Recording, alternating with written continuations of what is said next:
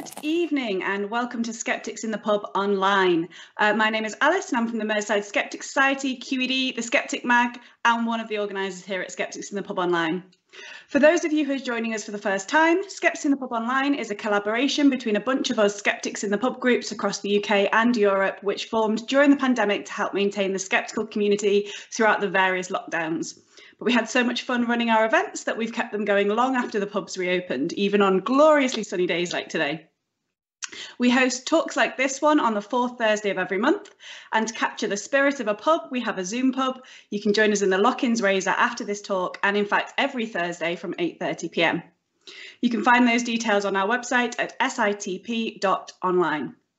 If you're joining us from Twitch, you can join us in the chat this evening, so please say hello, maybe tell us where you're from and what you're drinking this evening. The moderators will be there keeping an eye on things, so please keep things friendly, and we'll also be sharing useful links and information in there, including how you can ask a question of tonight's speaker.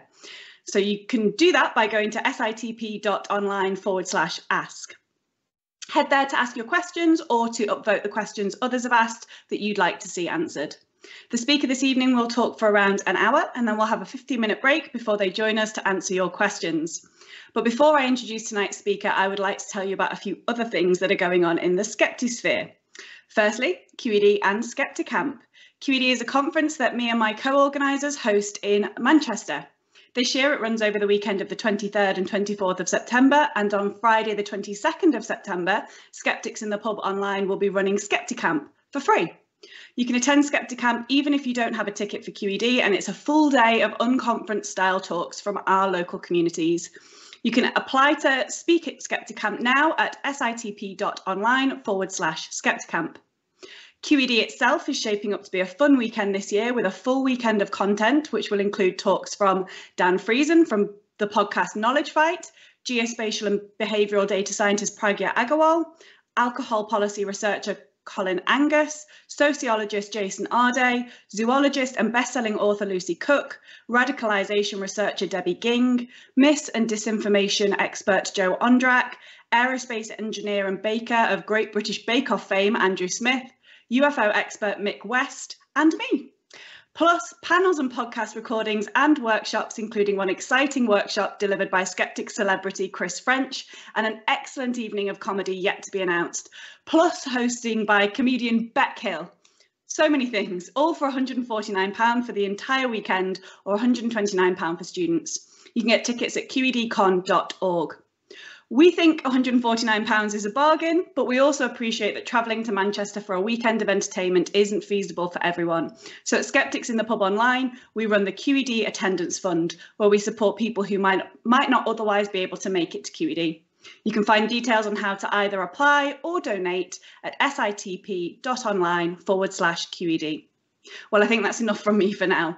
You're all here to see an interesting talk about emotions. Our speaker tonight is a neuroscientist, a lecturer, an author, a podcaster, a pundit, a science communicator, and a comedian. He's also the human belonging to a notorious Twitter famous cat. He's very openly discussed the emotional difficulties of losing his dad to COVID-19, and that led him down the path of exploring the topic of his talk tonight, emotions. So please put your hands together in the chat for the wonderful Dr. Dean Burnett. I'm Dr. Dean Burnett. You may have seen me in other Skeptic of the Pub talks, including an online one, where I was attacked by my cat. Fun times, we're all concerned. Neuroscientist, author, just had my honorary research associate title at Cardiff University Psychology School renewed. So like I was telling Malcolm just now, I'm still an academic by the finest of margins. But I'm going to be talking today about talk based on my current book, Lost and Found in the Science of Emotion, from my book Emotional Ignorance. So, a bit of preamble about the book itself. It's a weird thing to say, but this isn't a book I plan to write. It isn't a book I really wanted to write. Nonetheless, I did write it, and very glad I did, because I think in many ways, despite my lack of desire to write a book like this, doing so saved me, and I genuinely mean that. I'm not sure I'd be here now speaking to you like this if I didn't write it. Not saying I'd be, I'd have passed on, but I'd be in a less less functional state. Should we go with that? So a bit of background as to why it came about like this. So what do I talk about emotions? Now, any typical science writer with their science book, they usually have an origin story like Marvel, but not quite as unlikely. They I've read plenty myself. I've reviewed different magazines and stuff, and despite the fact that they're all generally good, with some exceptions, they start in a sort of similar way. It usually is the writer, the author, be they scientist or journalist, describing the moment when they had the epiphany, or the realization that this is a question that needs addressing, and they go on this journey in which they write about to discover the information, or like the subject of the book. And that's usually how the narrative goes. And it's usually this epiphany, this realization occurs somewhere sort of exotic or profound or impressive, like people in the depths of the rainforest going, yes, I realized, well, I was one with life, then I must investigate traffic cones or whatever it happens to be. I don't have a similar exotic, profound context to my first foray into science of emotions. Unfortunately, I was my first sort of spark of curiosity about emotions and how they work and how perhaps they're not as clear as we think was when I was watching a complete stranger eat 6 inches of raw horse intestine. I would like to clarify, I didn't want to be doing that. It is not a particular kink or fetish I have. Pure coincidence, just bad luck. I was a student, final year of my undergraduate degree in neuroscience. Exams were coming up, and obviously, like most people do, I was procrastinating, trying to find anything else to do rather than revise. So because this was the pre-broadband, pre-smartphone era, I was channel hopping on the TV like a caveman, and just looking for something to watch, and then landed on this scenario, the situation where a complete stranger was eating raw horse intestine. It was a scene from the American reality TV show Fear Factor, the conceit of which, it's a very successful show, ran for many years, the conceit of which was that people volunteer to do things that they are afraid of, and we record them screaming, because reality TV has lower standards than the average person. And usually they does what it says in the tin. People have to scale narrow bridges across high buildings, deal with insects and rats and rodents and things people are scared of. But there's also regular rounds where they had to eat things like raw horse intestine, and that struck me as odd. Obviously, because it would, but in the particular scientific context, because although I don't want to eat raw horse intestine, I'm sure you, looking at this, don't want to eat raw horse intestine. And clearly the person on the screen did not want to be eating raw horse intestine. But I don't think anyone's afraid of that happening. Like no one wakes up in the middle of the night, in a cold sweat going, I had the horse intestine dream again.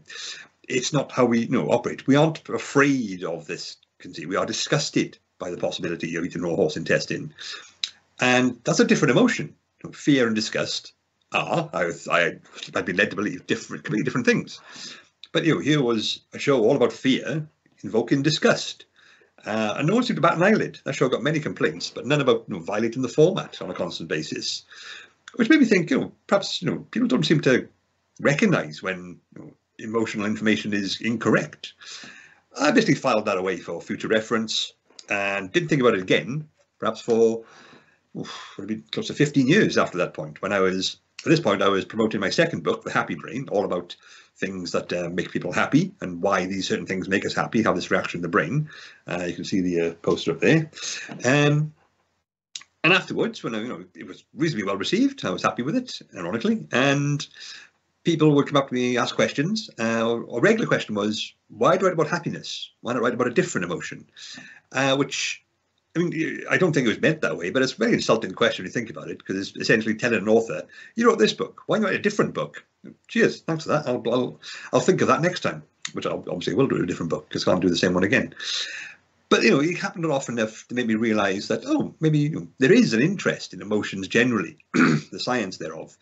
And that sort of triggered the whole horse intestine scenario of people don't seem to have the emotional awareness that we all assume we do. And I thought that would make a good book. And obviously there's clearly interest in it. So I approached my publishers and said, what I'll do is I'll write a book about emotions, the science of emotions. And I'll do like a chapter about each individual emotion, your fear, your happiness, sadness, anger and stuff. And it'll be sort of nice and lighthearted, as is my usual approach to things. And that'll be good. And they said, yeah, that sounds good. Let's do that. We shook hands and, more importantly, signed a legally binding contract that I would write this book. And I got to work. And that quickly became apparent that I'd made a terrible mistake, because I'd say been led to believe that the science of emotions was settled, established, well known. Because it didn't really come up when I was researching. No, when I was part of the neuroscience world as a researcher and the sort of psychology world, emotions are sort of mentioned but never elaborated on. And I always assume that's because, well, they're so fundamental, so familiar, that was one of the first things psychology and the sort of science of the mind dealt with. And since then, we moved on to more complex, important stuff like memories, perception, consciousness, language and processing, all those human-y things. But no, that's not the case at all. It's almost like there's a conspiracy of silence around the fact that emotions are incredibly complicated, incredibly variable, incredibly powerful, and they influence so many things and in so many different ways. And at first I thought, oh, this is bad. My idea for doing a simple, straightforward emotions book isn't going to work. I have to have a whole different approach. I tried that, a whole different approach, and that didn't work either, because every question I answered, whether delving into the research, 6 more questions popped up, and if I answered one of those, another 12 would pop up. So yeah, it was a far more complex field than I was led to believe. And I got to the point of thinking, I cannot do this. My ideas for this nice, fun little book about emotions aren't going to work, because I can't. That's not how the science is. And I was going to throw in the towel, message my publishers and say, yeah, I'm sorry, guys, I can't do this. This is beyond me. But then something happened. That something was the COVID-19 pandemic. You may have noticed that going on. And at first I was, thought, oh, this is bad for everyone, really, but I'm actually quite well set up to write this out comfortably. I was already working from home, since 2018, like a real hipster. Books didn't seem to have any sort of impact on them, because people got a lot of time at home. They want to read more. If anything, my career might have had a brief boost, and people were asking all about what will be the mental health consequences of lockdown and sort of pandemics. And I'm the sort of guy who gets asked about that a lot to the media. So I was sitting pretty. But then something happened within the first month of the pandemic. My 58-year-old father, Peter, he contracted COVID, so admitted to hospital 2 weeks later. And on April 20th, 2020, he passed away from COVID. And I couldn't do anything about it. Couldn't do anything at all. The only updates I had were second and third hand, delivered via completely frazzled and desperate frontline medical staff, doing everything they could to save him and countless others in the face of this not mystery virus, but which is just devastating the nation. And I couldn't be there, I couldn't help, and no one could come and help me, and it was just a very fraught period. And then they said, well, they finally pointed out, well, he's got no hope of recovery. And I had to say goodbye to my father with 20 minutes notice over a WhatsApp call, as the consultant emergency room or intensive care person just held the phone up to his unconscious ear. I don't know if you've ever tried saying goodbye to a parent with 20 minutes notice over a WhatsApp call while the dedicated doctor is listening in. It's hard. It's really, really hard. And then he passed away, and we had a very limited funeral. He was an extremely popular man, but couldn't do any of the things that would honour his life properly, and had to endure the grief then, alone, in isolation, cut off from any and all of the usual responses when someone experiences profound, powerful grief. And because of the lockdown, I was at home with my wife and 2 small children. I couldn't dump my grief on them. They were in an extremely vulnerable state too. So I had to sort of soldier on, just endure, power through, and hope that I would make it through this mess. Anyway, got to the point where all I had was a head full of roiling emotions, 20 years of neuroscience knowledge, and a contractual obligation to write a book about emotions.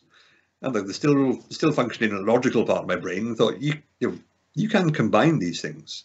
Why not analyze your own grief, your own emotions? You have a reason to do this now. You have a motivation, a drive. So I did. The book is all about me and my emotions. And me looking at why am I experiencing this? Why is this happening? What was the background or the evolutionary purpose to all this going on in my head? This seems so counterproductive, but there must be a reason for it. And that's what I did. So I used my own situation to channel and to write about and to tackle the issues I was going through. And that's what I think saved me. I had no other outlet. It was the only thing I had, and I think it was really, really helpful. But as a result, I think I've explored a lot about emotions and found out a great deal about them, many of which are quite surprising for the typical person. For example, you can't really write a book about emotions unless you know what an emotion is. So the question is, what is an emotion? I wrote a whole book about the science of emotions. I have the answer to what is an emotion is, I don't know. Generally don't know. I can't give you a detailed, robust, accurate description of an emotion. So thank you very much for watching this talk. It's been enlightening. I hope you haven't sort of wasted your whole evening, because I was scheduled to talk longer. Obviously, I'm sort of kidding a bit. I don't know what emotion is, but no one else does either. Not in the sort of technical sense. I think everyone recognises emotions. Everyone sort of is aware of, oh, that's an emotion, clearly. But it's one of those things you can't really articulate. If you asked, 10 people to describe an emotion, they would probably all do it to some degree, but they'd all give you noticeably different answers. And that's present in the science field too. I asked Richard Firth-Godby here. You've seen him do a talk too. He's written a similar book, but he's a historian of emotions and emotion research. We did a little sort of project together called Emotional Apes, because we're two white men in our 40s. You've got to do a podcast, haven't you? That's just how it works. And I asked him, what you've been doing this longer than I have. What is the definition of emotions? And he laughed, in a sort of bitter, resigned way, or a sort of cynical way, like a sort of laugh you'd get if you told a grizzled war veteran that, we had a hell of a time with the company paintball tournament. He got a bit full on. Yeah, the laugh of experience and sort of cynicism. And he said, there are as many definitions of emotions as there are people researching emotions, and in many ways more, because they keep changing their minds. And obviously that's not really the most sustainable state. If you want to research emotions scientifically, you need to have parameters. You need to know what they are before you can investigate them properly. Not that it stopped scientists. No, they've been trying to do this. They're dedicated, committed people. And because Carol Izzard, one of the sort of more biggest proponents of emotion research, did a sort of study into this. I went around all the different departments you can get access to, and said, right, ask all the different emotion researchers, what do you think an emotion is? What are the properties of emotions? And combined them all into one sort of scientifically robust definition, because all the scientists agree that these are the properties of emotions. So, according to this particular study, an emotion, what is an emotion? Emotion consists of neural circuits that are at least partially dedicated response systems and a feeling state process that motivates and organizes cognition and action. Emotion also provides information to the person experiencing it, and may include antecedent cognitive appraisals and ongoing cognition, including interpretation of its feeling state, expressions or social communicated signals, and may motivate approach of avoidant behavior, exercise, control, regulation of responses, or be social or relational in nature. Now, is everyone clear now? Yeah, it's one of those definitions which makes you feel stupid at the end of it. Oh, I actually knew more before I heard that, and now I'm just confused. But this isn't meant to be a dictionary definition, thankfully. It's more sort of a summary of, right, scientists all agree that these qualities are the things emotion has. And it's very hard to sort of pin it down, because, where does an emotion start and begin? And end? So how much is an emotion that you're experiencing, or is it like your body's reaction to an emotion, or is it you're thinking about an emotional state, or having an emotional memory? It's really hard to untangle all this in the way the brain works. But scientists being good, dedicated people, there are ways around this. So if you can't define emotions, you look at what they do. You look at the effects they have in a tangible sense. That is actually how emotion research started in the strictest sense. It was with the Stoics of ancient Greece, who recognized that emotions have a physical manifestation in the real world. And their theory was, or their ideology was, that if it doesn't have a tangible presence, it's not worth bothering with. It was more subtle than that, but that's the general gist of it. So emotions have a presence in the body, so you can study these things, and a lot of this is quite familiar. You might not sort of think of these terms, but when you have, you go through an emotional breakup with, a romantic partner you break up, it's called heartbreak. Now, the heart isn't really involved. The heart is a pump, a vital pump, an incredibly impressive, important one, but it's not involved in cognition or emotional responses. But we attribute feelings of romance and lack thereof to the heartbreak. Follow your heart, things like that. Thing is, when you're afraid and nervous, you feel it in your stomach, like, oh, butterflies and so on. So people do recognize that emotions have a physiological presence, which shows that they're more than just, completely abstract construct of the mind. And even in the more subtle levels, like crying is a classic emotional response. It's usually to do with sadness, but it can be with happiness, sometimes anger. Lots of ways emotions can trigger the crying response. Now, that in itself is odd. Why would an emotional feeling trigger the leakage of water from the eyes? What's the benefit of that? Why does that occur? That's a whole other thing. Things to do with signaling and communication, showing your fellow social humans that you are in an emotional state and either require help or want to share. It's happy tears and so on. That's a theory anyway. But even more interestingly, I would argue, is that there are 3 known types of tears. You have basal tears, which is that film of fluid covers your eyes all times to protect it. Reflex tears, something gets in your eye, you cry to get it out, like flushing a toilet essentially, but not unhygienic, one would hope. And psychoemotive tears, the emotions, the tears that are triggered by emotions, and these are chemically different. The psychoemotive tears, they contain things like oxytocin and other sort of hormones which are known to have tangible effects on human behaviour when they encounter them. So clearly there is a lot more going on in the body when you have an emotional state. But most of the research into the link between the body and emotions focuses on the face, because we have facial expressions. When we experience emotion, it's revealed in the physical form, the physical arrangement of our facial features. And a great deal of emotion research stems from this. So the implication being that we have a direct link between the emotions happening in our brain and the muscles in our face. So clearly there's something hardwired there. Like, so obviously someone experiences happiness, your face goes, probably not that scary, but that's just how it works. And a lot of emotion research is based on findings into the minutiae, the specifics of facial expressions. A lot of work there, but not always necessarily the most robust work. It's sort of taken as read for ages that everyone has the same facial expressions, and these days, is that the case now? There's an ongoing debate in the field of emotion research. And even at a more fundamental level, you've got the vagus nerve, one of the cranial nerves, so from base of the skull, connect usually to the head, but the vagus nerve takes care of all the other organs in the body. So it links all your bodily organs below the neck to your brain. And therefore, there's like a constant stream of communication between your organs and your brain at the subconscious level, which is why you get things like the gut-brain axis, which can change your mood. Your digestive system is vital. It's an incredibly complex system and lots of nervous activity going on there. The enteric nervous system is really sophisticated and so on and so on. But so if something's going wrong with the intestines or your digestive system, that's really bad for you. That signal is relayed to the brain, and your brain knows, oh, something's up with the gut, that's bad. But you don't think that consciously, you just think, no, something's wrong. So you get sort of your mood changes, you become more unhappy, you experience perhaps depression. And this is why the vagus nerve and the gut are actually increasingly common targets for new depressive therapies, because of the link between the direct physical link between your organs, particularly your digestive system and your brain. These can have a direct impact on your emotions, your mood, your mental state.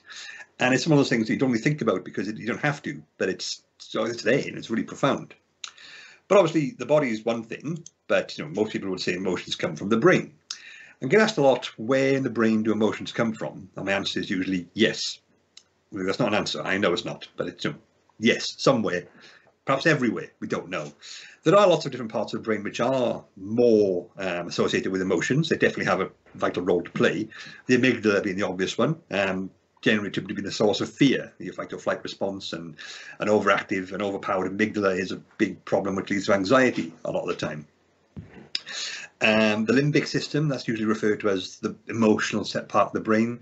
It's a bit of an archaic label now. If you think of like the reptile brain, the limbic system would go on top of that, and then you've got the neocortex, the human brain on top of that. So it's like reptile, mammal, human, the triune brain model. And it's not necessarily completely inaccurate, but there's a way more overlap. The brain doesn't do clear boundaries like this. It's far more sophisticated, complex, nuanced. And consciousness and emotion do interplay a lot, as we'll see soon. But the limbic system is now sort of an umbrella term for bits of the brain which are involved in emotion. And you've got the caudate nucleus and the anterior cingulate cortex, the insula. These are all parts of the brain which are involved in emotions and in really important ways. But attempts to pin down the part of the brain which is responsible for emotion is, it seems to be a much more difficult process, because if you have an emotional response, so much of your brain lights up, so much of it involved now, it's so intertwined, it's really hard to separate out from everything else. And it's just the technology makes it tricky too, because fMRI scanners, the most sort of the go-to tools for detecting what's happened in the brain. The big magnet tubes, you go in and they sort of record it, you see all the blobs going around. It's very impressive technology. But the thing about that is, although it's very good spatial precision, you can pinpoint exactly when the brain something's happening, because of the way it works, the temporal precision is very limited. There are some developments in the pipeline which could fix this, but no, not happened yet. And it means, like, it takes like a second to spot anything, or you can't pin it down to less than a second. The thing about emotions, it's so fundamental and it's so integral to the brain, and been around for so long, they happen really, really quickly. So a second is a hell of a long time by which the emotional process has been and gone, like really quick like that. Consciousness, thinking, rational thought, it's more complex. It goes there from A to B to C to D to E to F, G to H, bum, bum, bum, bum, bum, bum, so the prefrontal cortex. Emotions in and out like that. So it's really hard to spot them. As an aside, this is one of my, favourite facts. One thing I would like to share with people is that despite the fact that women are often sort of sidelined a lot in scientific research, or at least until recent times, there's still a lot of work to be done. All the research you'll see about how orgasms happen in the brain, 99% of it will focus on female subjects. And the reason for that is, should we say, the reason for that is the male orgasm is too quick. It's just like it's there and gone, and scanners can't really pick it up. And that's not great for study. It does mean that, I do feel bad for the scientists who found that out. Like oh, it's gone. Oh. Keith, you got any more in you? 7 times the charm? Nah. It's a fun scenario to imagine. But so it does mean that this, because emotions are so fast, it does mean that trying to study them with a scanner is sort of like going to the racetrack, a horse racing track, and trying to figure out who won by looking at the footprints on the finish line. Potentially could be done, but it's a lot more work than you might think. But emotions aren't just sort of, they don't have one bit of the brain that's responsible for them, and they can't really be ignored. They've actually shaped our brain in multiple ways, and they shape the way we see the world because of they've had such influence throughout our history. So, the senses have been shaped by emotions too. Now, when my younger sister turned 21, we had a party for her. It was like last year, and I put on some Jean-Paul Gaultier aftershave. I personally don't care for it, but my father is my favourite scent. We had a bottle which we meant to give to him before he passed away. So I thought, it's his daughter's birthday.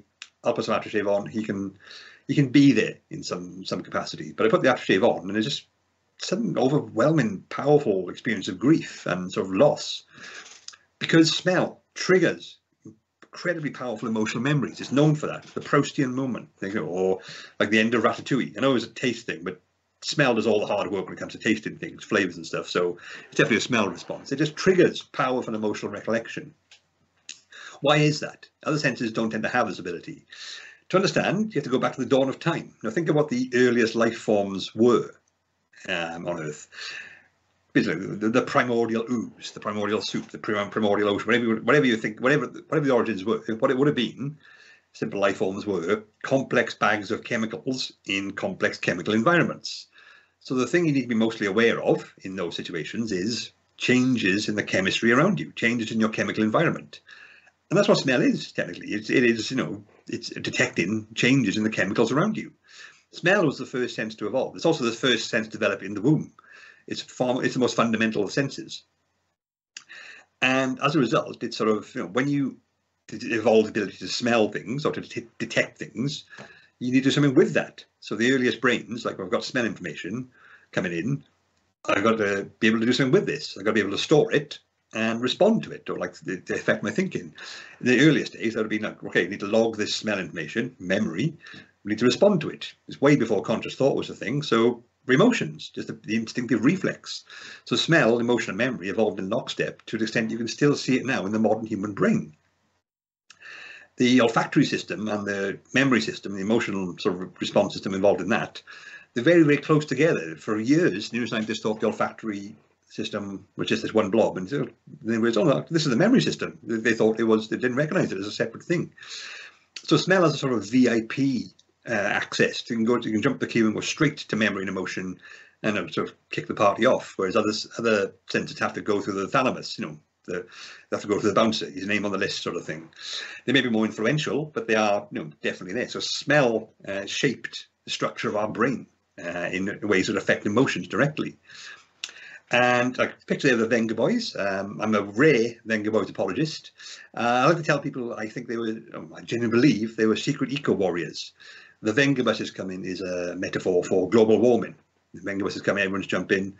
I know it's going to affect us all. Everyone's sort of partying and ignoring it, but they shouldn't do that. Or I only kiss when the sun don't shine. The lack of the ozone layer is an ongoing problem. People have to retreat indoors and only come out at night. Boom, boom, boom, boom, I want you in my room. That's clearly a metaphor for nuclear fusion, abundant energy for all mankind. I mean, this is not true, but I do have an inexplicable soft spot for the Venga Boys. Well, I say inexplicable, I know exactly why it happened. They were like the background noise of what was happening in my teenage years when I was at my most youthful and adventurous, if you can believe I was ever such a thing. But they would just always say, I don't particularly care for cheesy Europop, but when I hear that, it reminds me of those times. And therefore, I always have a soft spot for them. As is often the case with people, most people will fundamentally think the music of their teens was the best music, or they still have the strongest affiliation for that. You get old rock critics who think, oh, my time was better, because when you're a teen, your emotions shape your memory more than any other time, and they have the most lasting impact. But in other ways too, like heavy metal enthusiasts, people who love heavy metal, they are often the least angry people. Some studies have shown this, which sounds weird, but it's true, because they listen to music which triggers the feelings of anger all the time, and therefore their brains have a lot more experience at dealing with anger. So the musical ability, the ability of music to trigger an emotional state is helpful for the brain. Similarly, people listen to sad music all the time, and it's odd. Objectively, you think, why would you expose yourself to a stimulus which causes a negative emotional reaction? People don't like being sad, usually. We avoid things that would make us sad. We wish they hadn't happened when they do, but we will go out of our way to pursue art forms and entertainments which trigger that feeling. Again, it's the same thing. It allows your brain to experience negative emotions, which are just as vital, just as important for good functioning, good well-being, as positive ones, or like just having no emotional state. That's totally fine too. This idea you have to suppress and bottle up negative emotions to avoid any sort of negative experience is a deeply unhealthy one. And one thing that sad music does, it gives our brains the opportunity to experience this sad state in a safe, controllable, and risk-free way. A sad song, you can empathise with the person who's singing and being sad. You can feel for them. You can feel sadness yourself. But you can turn it off any time. It's not your life. And this explains why sort of many teenagers listen to moody music, because their brains are trying to figure out how to cope with, deal with, process these new powerful emotions. And music gives you the brain the chance to practice that. It's essentially like going to an emotional gym. Right? Yeah, you might not necessarily like doing it to go to the gym, but it does have a positive impact on your body's overall health and functioning. Similar with music and emotions. And the colours we see, those potentially were shaped by emotions too. It's weird to think that particular wavelengths of light, photons in the retina, have an emotional quality, but we can't argue that they do. Red with anger is a common phrase. Green with envy. Blue is chilled and calm. Yellow is like friendly. These are all things everyday occurrences. We know these things. Like red for stop signs. Every warning sign you'll see has red on it. And why not blue? Why not green? Because they don't work so much. Like red attracts the attention more than any other colours and triggers the sort of threat detection system more than any other colour, and therefore it is recognised as being an emotionally evocative part of the spectrum, which is weird. Why would you have particular emotional associations with certain colours? Some of the evidence suggests it's to do with the primate face. So we think of primates like gorillas, your chimps, your monkeys, your marmosets, even lemurs and stuff, all hairy animals, but they all have bald faces, more or less. That's not typical in the mammal world. Most other species have full hair covering, whereas we primates don't. Humans have a whole other thing going on. And that's odd. So what's that about? And part of it's to do with, well, we assume it's to do with emotional expression. As I said, we use our faces, primates like us, use our faces to convey information more than any other species or genus of species, whatever you want to call it. And we express ourselves with our facial expressions, the structure of our face, the eye movements, mouth, nose, jaw muscles. But you can do that without having a bald face. What the bald face, the exposed skin of the face does, it shows colour changes too. Because when you have an emotional reaction, the blood to your face changes as well. People go white with fear, red with anger. Again, that's why red is associated with that sort of thing. When they're very flushed or very happy, they turn like different shades. And some studies suggest that the range of colours that the human face or the primate face changes, the range of colours a primate face can manifest when they experience different emotions, that's the part of the spectrum that our vision is most attuned to. So we are most able to acutely differentiate between colours which fall right within the spectrum of colours demonstrated by the skin of the face when we have an emotional state. So it could be that emotions dictated the colours we see, or how our sight works. Some would argue it's the other way around. Maybe we see these colours, we evolved the facial structure to do that. But that did still suggest that emotions are a really big factor in how we are. Our very nature, our physical presence, the manifestation of the human being is due in many parts, significant parts, to emotions and how they work. So rather than some sort of vestigial thing we should get rid of, they are a fundamental part of us on every level, back to the dawn of time itself. But experiencing emotions is all well and good. It's important for us, but that's only half the story. Like with the primate face skin and the colour thing reveals, a huge part of emotions for us is communicating emotions.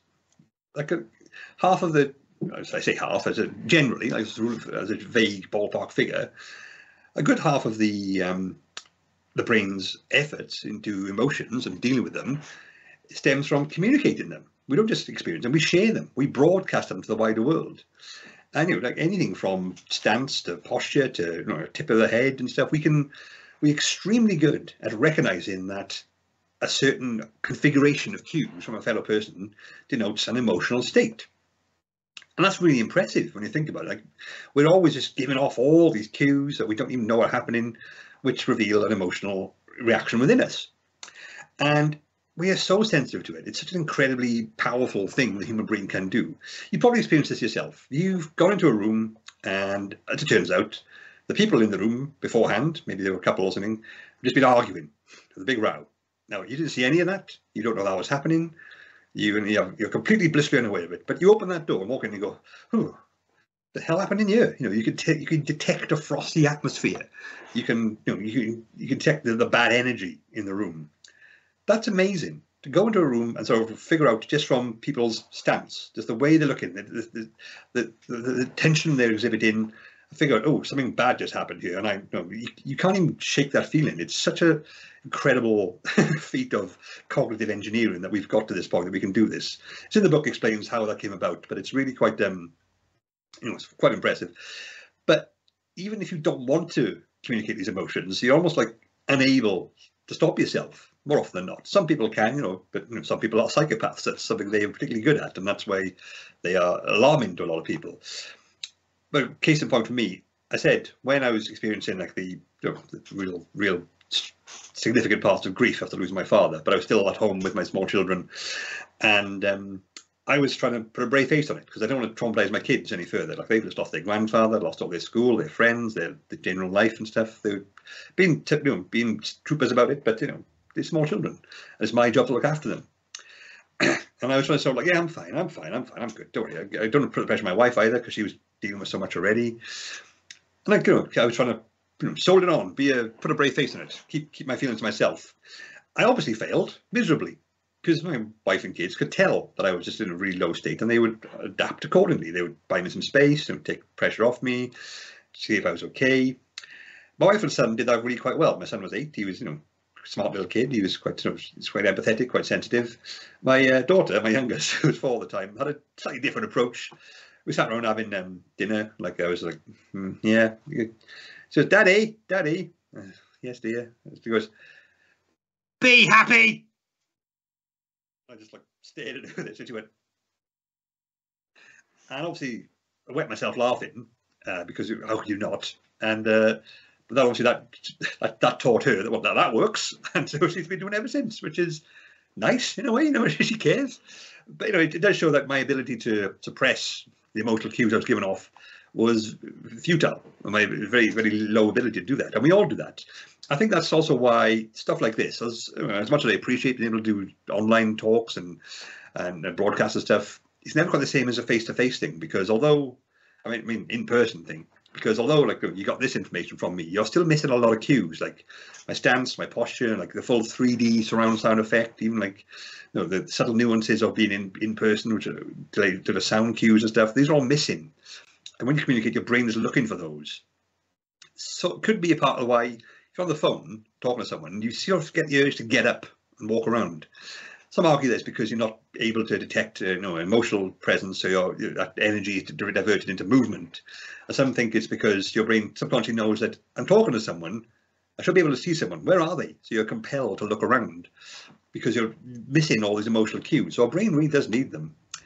And communicating emotions, even that's only part of the story, because we share them as well.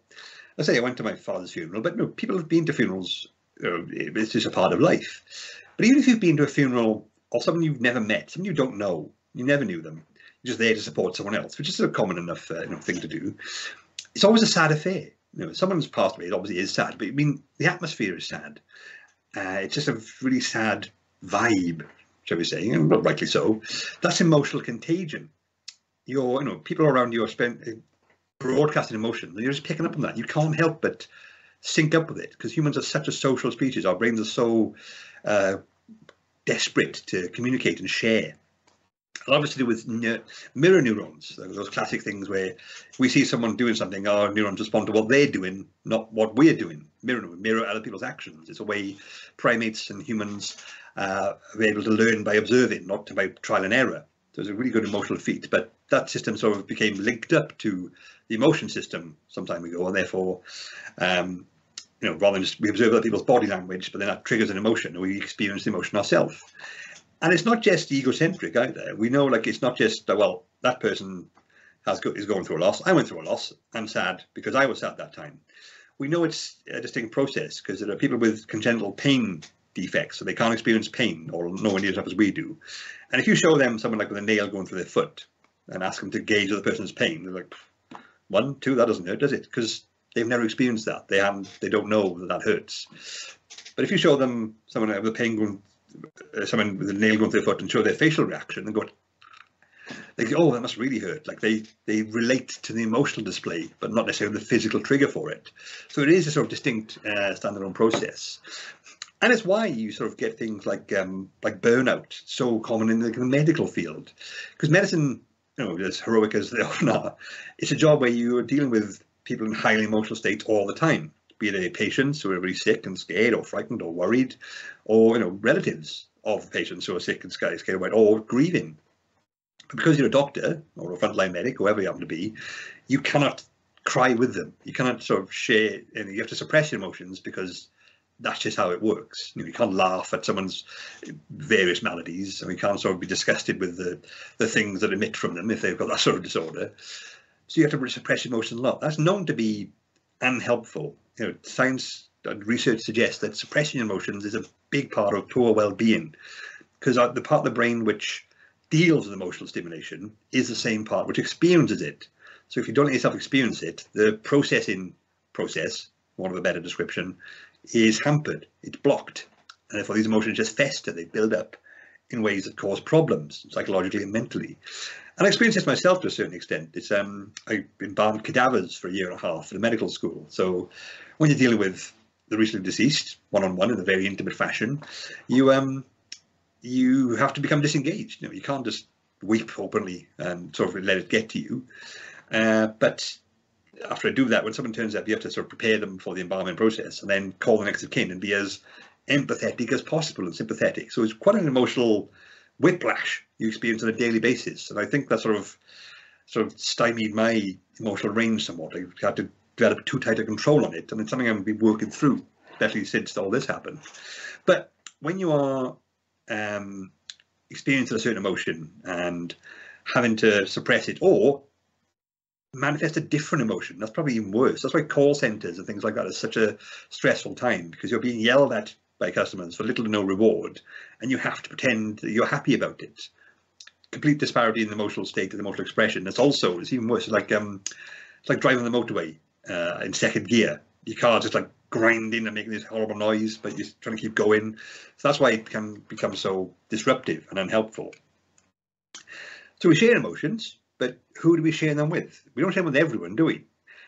Some people matter more to us than others because we have emotional connections. Now, when my father passed away, obviously I spent a lot of time online because in the depths of lockdown I had no other option.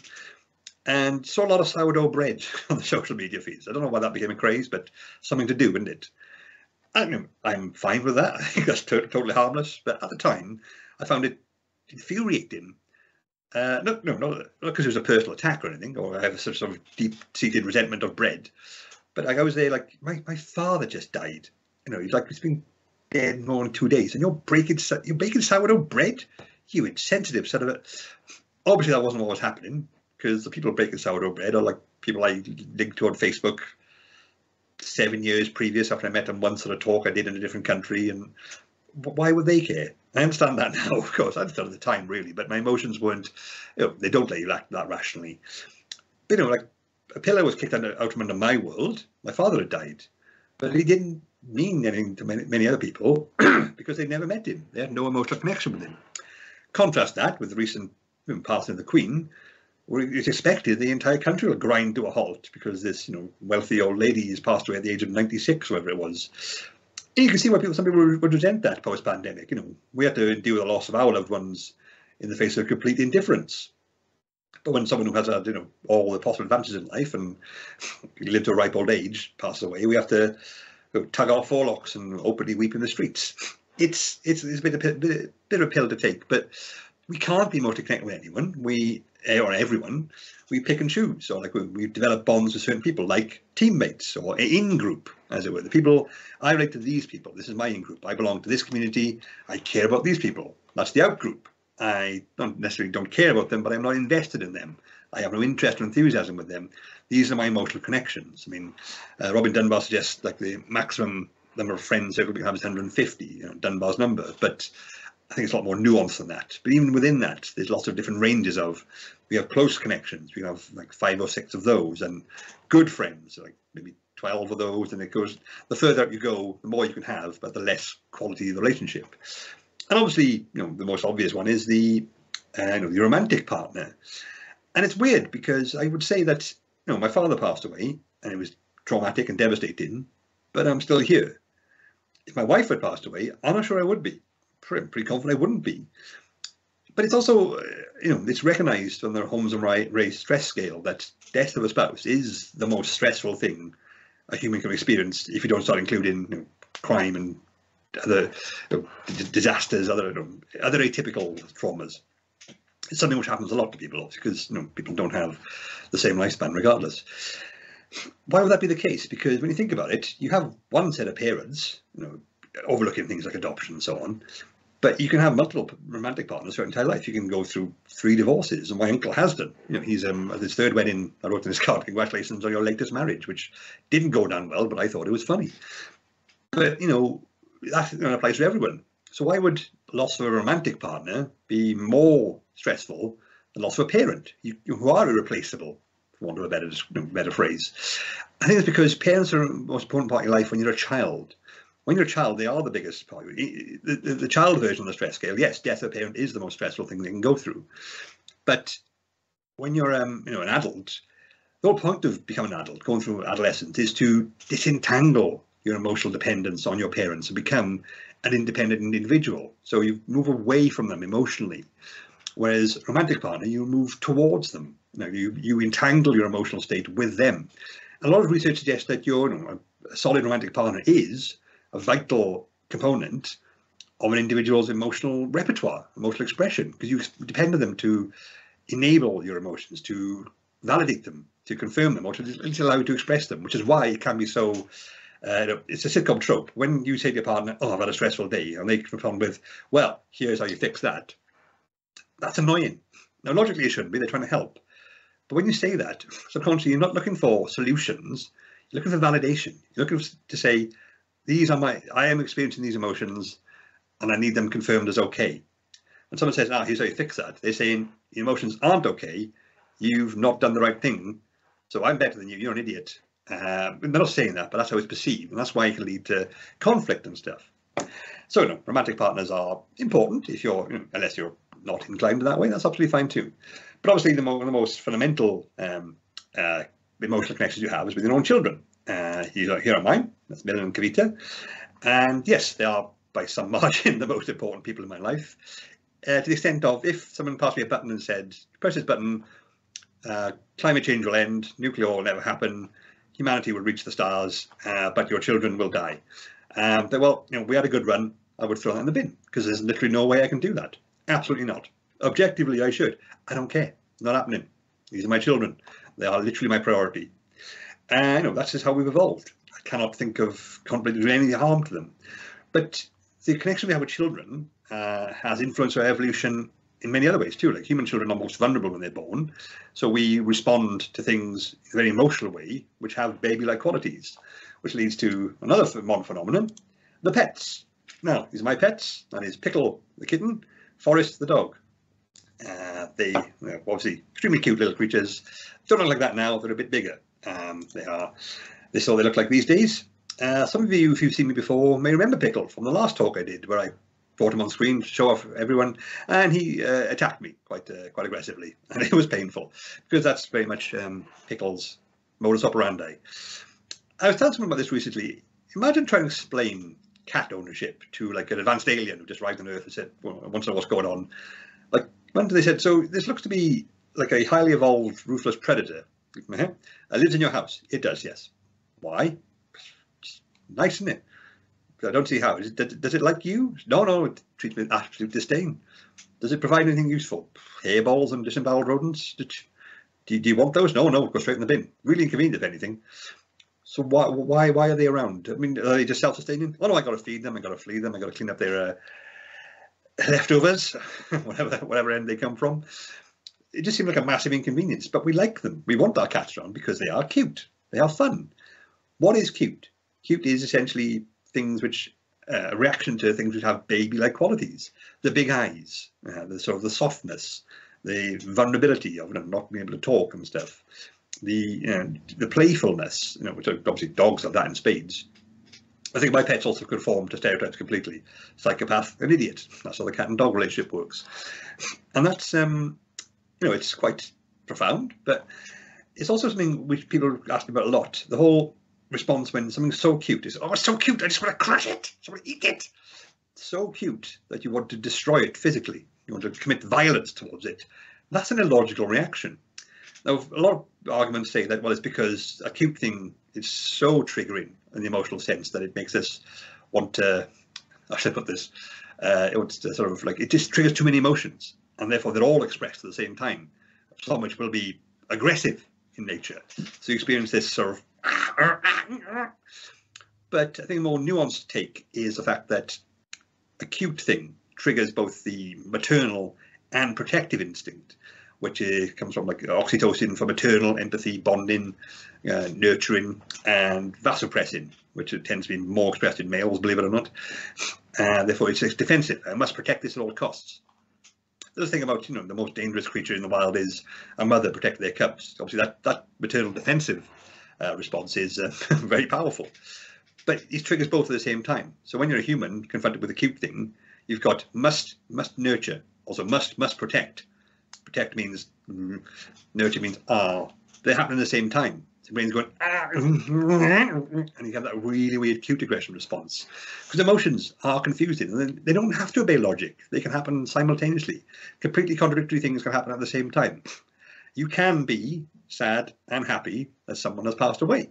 I wasn't with my father, but someone's had a long illness. You can be pleased, at least it's over for them now. Their suffering has ended. Whilst also being completely devastated that they're gone. Emotions don't obey logic in the brain, which brings on to the next section, emotions and thinking. Now, there's a lot of culture, and I'm sure we've seen plenty in some certain skeptic communities, that emotions hold us back. Emotions are an obstacle to thinking, rational thought. I see a lot of people online, mostly guys, I will say, who are like, well, I don't think with emotions, you do, therefore you lose. I only think with logic and reason. That is wrong. Completely nonsense, I will say that much. But it's even a sci-fi trope, that the idea that as soon as you get rid of emotions, you become more powerful. Like the unfeeling machines, your Cybermen, your Terminators, your Matrix computer things, or like Vulcans like Spock, like, I don't have emotions, therefore I am superior. We are just creatures of logic and reason. It's a nice idea, and when I was in the throes of grief for my father, I would like to have been able to just shut off, separate my emotions, and just think with pure, clean logic. But that's not how we work. Example I use is, I can tell you that the best place to urinate is a public shower. Hear me out. Logically, that's the best place, because it's already been sluiced down with hot soapy water on a regular basis. Water's already flowing. You don't have to flush it on top of that. There's a drain right there, and it's environmentally friendly too. So you've got all the cleaning products as well. You can wash your hands afterwards, because you're already there. So it's a much more time-saving, environmentally saving, and more hygienic thing to do to urinate in a public shower. I want to clarify, I do not do that. I have never done that, because that's gross. And I'm going to wager anyone who heard me say that had the same reaction. Logically, my statements were sound, but logically, I didn't have all the information. I don't know how the bacteria works in that situation. Will some lukewarm shower gel ridden water, will that be enough to get rid of it? I don't think so. How often is it cleaned? It could be like an hour's time. Things can build up then. Other people can come and use it. It's actually a very logically unsociable thing to do, to urinate in a public shower, and that's a fair conclusion. But logically, my statement made sense because I had limited information. But emotionally, everyone's brain was like, no, that's wrong. The emotions know. Like, we have this instinctive understanding that no, just no. I can't articulate it, but I know that's wrong. So a lot of the time, emotions are actually in the right, and logical thinking is wrong. Same with if you're afraid of flying, people think, oh, your stupid emotions get in your way. That's actually your conscious mind. The emotions haven't done anything. If you're afraid of flying and never been on a flight, your conscious mind has extrapolated all the bad things that can go wrong and emphasize those. The emotions are just following their lead. So your logic can be unhelpful too. And this whole idea that emotional logic are completely separate is unhelpful. It's not unhelpful, but it's a big oversimplification. Because in many ways the brain works like they're the same thing until a certain point, like a river which branches off just before it reaches the sea. So there's not so much clear divide between emotions and rational thought in the brain. It's just your brain doing stuff.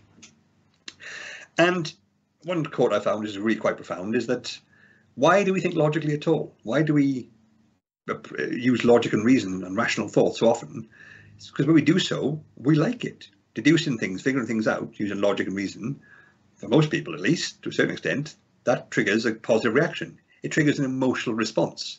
The reason we think logically at all is because we have an emotional reaction to it. We like to do so. If you use pure logic and reason, things become nihilistic very quickly. Well, I could get out of bed, but why? Well, ultimately, I will die. There's no reason to do that. No, I could do this. Why? Logically, there's no reason. The sun's going to explode eventually. Now, all our efforts are futile. You have emotions in it. You are invested in stuff. You are motivated to do things because that's a vital part of our thinking. And claiming you don't think with emotions at all, it's physically impossible. You can't do it. The brain just does not work that way. And also, when you tell people that, they get really upset, which is not the most rational and logical way of thinking. And generally, emotional differences. There are. I'm going to skim over this bit quickly but there are cultural preconceptions that men and women are different emotionally.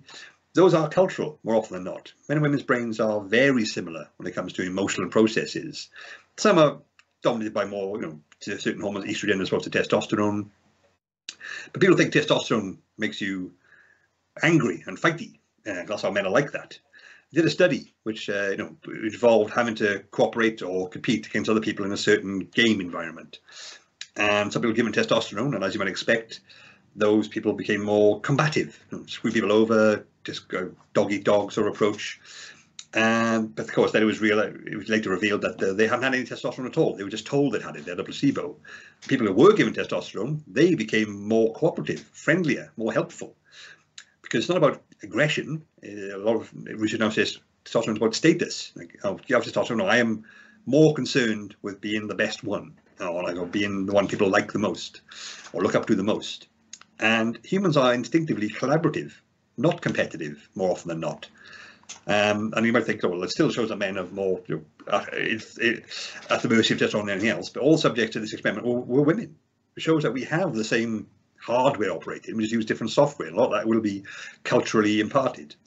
And we've got the book delves into things like neurodivergence and all the different emotions there, and different stages of life. People have different emotional states, like I said, with teenagers and children who haven't learned to control their emotions yet. So your emotions will differ at various stages in your life. And finally, ironically, on a Zoom call perhaps, technology and emotions becoming more and more of a thing recently. With the AI generating all these scripts and stuff and images, and I'm not as worried about them as most people seem to be. I think there's a lot of more scaremongering going on than there should be, because although technology is capable of doing all these things, the human brain is far more complex again when it comes to recognizing certain traits and certain emotional displays and the subtleties of human interaction. And technology is not there yet, and I don't think it's really hard because we don't really know how that works in the brain. There's so many things going on, so many millions of things that lead to it. The idea we can program a bit of software to do it is still quite a way off, I would argue. For example, I imagine most people watching this are British. You will have been on a train station and it's been delayed. That's just a fact of life in this country. And then you get the voice going, "I'm very sorry, but the 15:03 train to Paddington has been delayed by approximately 12 minutes. I am sincerely sorry for the delay to this train." Most people find that really annoying because that's a recorded voice. That voice does not feel sorry. It is a recording. It has no concept of what's happening. And it's grating because we do not like being emotionally manipulated, especially when it's so obvious and so stark. And when if we don't know what's happening, we can be easily affected by it. But when people try to emotionally manipulate us and they fail, it gets our backs up. Seems like an uncanny valley. Like, that's wrong. That's not right there. Sometimes you do a bad joke. Like, people get really offended when a comedian is bad, because although the intent is harmless, how it's perceived is often, "You just tried to emotionally manipulate me and you thought that would work. How dare you? That was rubbish." It triggers an anger response. But the intertwining of emotion and technology can lead to some bad places. I mean, there's so much software now which claims to be able to read people's emotions from their face alone.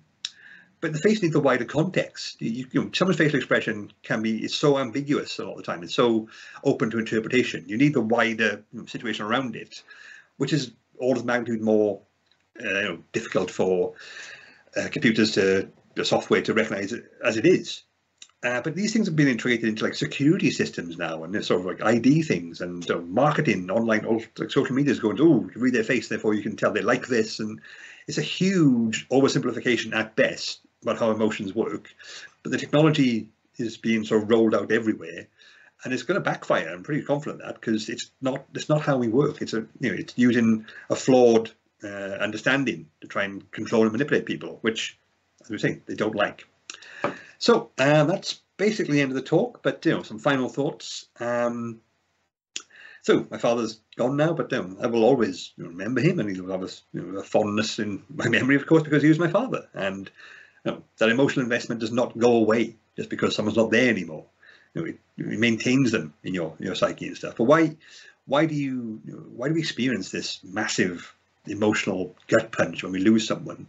It's unpleasant. It's almost incapacitating most of the time. And perhaps a bit of a crude analogy, but I can't think of a better one. It's sort of like when you have a cold or a virus, like COVID, your body reacts to it. Your nose runs, you start coughing and stuff. But that's technically not the virus. That's your body's response to it. That's your immune system trying to deal with it. It's disruptive, but it's necessary.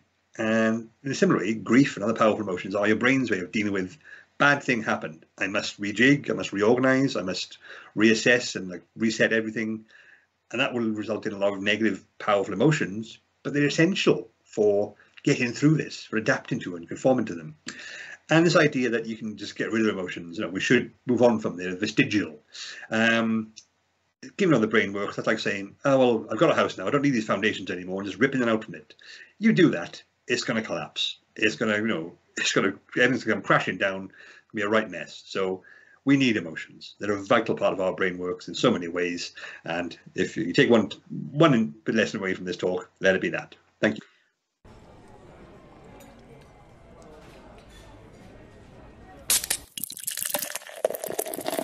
Well, thank you very much, everybody, for joining us back after the break for the Q&A with the wonderful Dean Burnett. Let's jump straight into the questions. So, Dean, I noticed you've changed your jumper. Yes, several times since I did the talk. It was a pre-record, and I did say at the time, I thought, well, if I don't shave between now and then, it looked like there's been a really long interval, but I only remembered on Monday, so I've got this sort of half-assed stubble, which, I mean, it's less than I had, like, by your perspective, 20 minutes ago, but it's still, it wasn't worth it for the gag. I would say it really wasn't, but here we are nonetheless. So yes, changed shirt multiple times since I did that talk. I promise, yes, and underwear and all that sort of stuff, yeah. So do you remember what you said? Because you did record it quite a while ago now. Well, it's a talk I've done quite a few times, so I'm going to guess I'll get the gist of it. It was based on a book I wrote, so yeah, I'll probably be all right. Good stuff. But you're emotionally in a very different space to what you would be had you just delivered a talk. I'm not sure I am, because I got here relatively late compared to what I wanted to get to, because it's been quite a frantic and exhausting evening. My son's football training decided to run 20 minutes late, and I was also giving his friends a lift. No good deed goes unpunished, so I made it with 3 minutes to spare by my perspective. Just in the nick of time. Yeah. So yeah, we're very lucky to have you. Yeah, I have the usual frazzled, exhausted sort of running out thing that I would have. So it's a very authentic experience, despite the pre-record. Fantastic. So we have quite a bunch of questions from people. I'm going to kick off with a question from Igor, who asked, do you think emotions require a body? And do we have to implant amygdala into Marvin, the depressed robot, or will he be able to be depressed by his own will? Start off with an easy one. Okay. It's an odd one, that, because it's like it comes back to the whole thing of we can't really define emotions in the sort of the truest objective sense at the moment. So till we can do that, it's kind of hard to say what exactly an emotion is and how we would produce it. I mean, I don't see any particular reason why you couldn't have a software analog, which was a very faithful replication of an emotion, as soon as you figure out what the actual neurological circuitry is and what the perspective is. But even then, like, if you implant like a squidgy amygdala into an android, it's going to be a very, very different interface. It's going to be a very different experience from going from the technological to the neurological is always a bit of a step. I know Elon Musk is currently touting his brain implant chips, but then he would, and that's I wouldn't necessarily say that's a good idea on anyone's part. But I mean, I think you could feasibly, given enough advanced technology, you could replicate anything the brain does. That's it's not digital. I think that's the main hurdle there. Like, the brain doesn't do digital; it's analog. It's all gradients and like the different degrees of intensity, and it's not like 1, 0, yes, no. So to replicate it authentically in that respect would be a hell of a challenge. I think something sufficiently complex could mimic an emotion, but I think the interesting question is how much would you have to mimic the exact workings of the human brain? Like, you could create a completely faithful software replication in a simulation of a human brain, which would have emotions, but that you haven't invented emotions, and that's like you're just copying what already exists. So maybe you could, but we need a lot more advanced technology to get to that point. I think Richard Firthcopy here, my co-emotions explorer, he's pointed out that some AI at the moment are getting to the point where they can spontaneously learn to mimic emotions as far as we see them. They will start making angry outbursts or fearful responses to things which, correctly, the things which would trigger that. But this is an AI software program. Is it? We can't even say it's sentient or anything like that. It knows that this is what emotions. Human beings. Yeah, but without being asked to, which is always a good start. Always a good start, isn't it? But so I'll say I don't think you necessarily need a human brain for emotions, but presently you do, because you don't really know what they are or how they work yet. Once you figure that out, maybe we can have some sort of technological replication. But that's quite a long way off. Fantastic. So our next question is from Carrie Poppy, who asked what you think about The Body Keeps the Score, which has sold 4 million copies and argues that traumatic emotions live on in the body. I think it's an impressive amount of sales, which I would like to replicate someday. But I'm sure that's not the point of the question. No, it's a book I've had recommended to me quite a lot, and I would it's something I'm going to read eventually, because I've got quite a backlog at the moment from all the different stuff I've been advised to read, recommended, and so it's there in my to-do list. yeah, I've got lots of friends who, particularly ones who've gone through therapy, gone through, the system, as it were, the service users and so on, who have read it and found it extremely helpful. And it does sort of conform to a lot of what we know. The part thing I said about emotions aren't just restricted in the brain; they're not a purely cognitive, psychological construct. They do, like the body has a big role to play in emotions. And I can certainly see how the whole somatic marker hypothesis suggests that, if anything, emotions stem from the body in the first place. Something happens to us, we have this particular suite of biological, physical reactions at the subconscious, even some maybe cellular level sometimes, and that's what our brain recognizes, because this happened, that means we need this emotional response because the body's done this.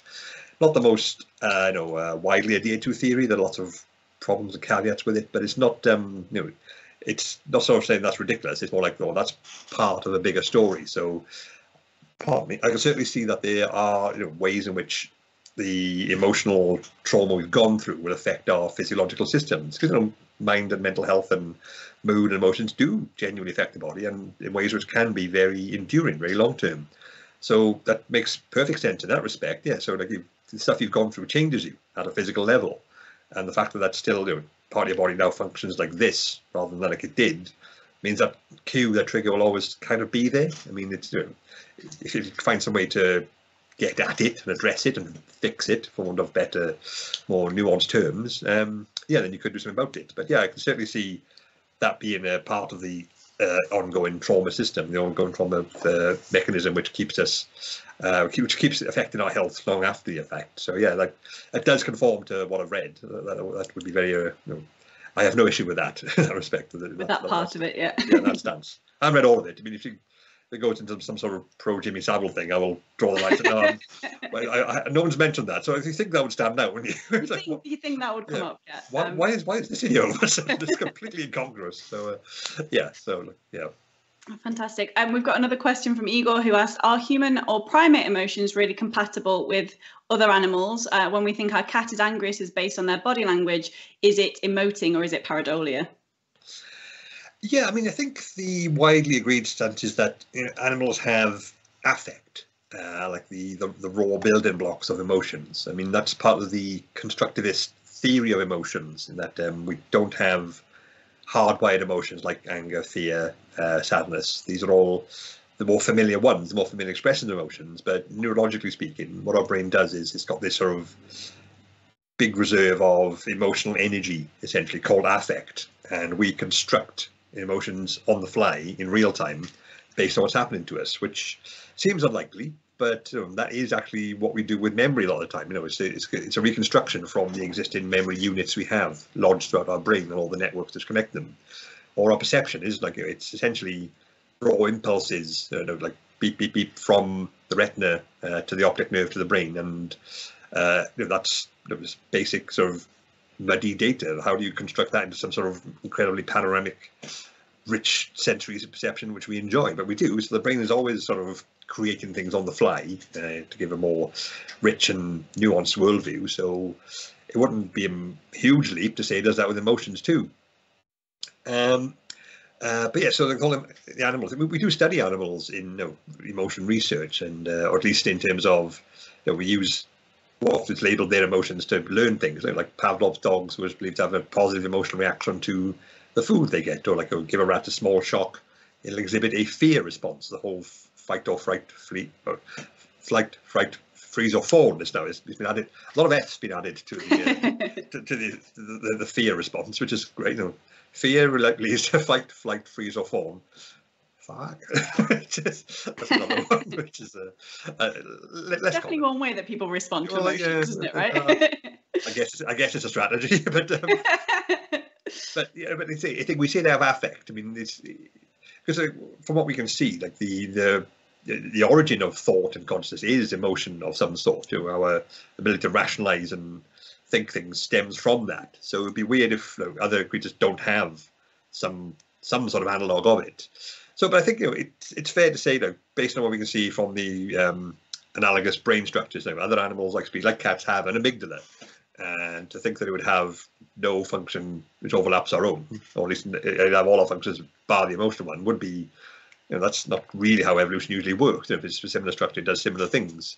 So yeah, there's lots of emotional analogues in non-human species, but whether they are what we recognise as fear, sadness, or something cruder, something more like bad and good, intense bad, fear bad, it might be more like that. So yeah, but a lot of it will be anthropomorphism, like saying I am scared of this, my cat is showing the same face, and therefore they are feeling the emotion. But same thing with horses, like they do that sort of big grin thing. They're grinning, but that usually means that either they're scared or nervous or gassy or hungry. It doesn't mean the same thing. It's just that species has learned to express this particular situation in this way, and we shouldn't go over the top in thinking, well, that's a smile, I smile, marvellous. I mean, dolphins smile all the time, but they're also can be cold-blooded psychopaths.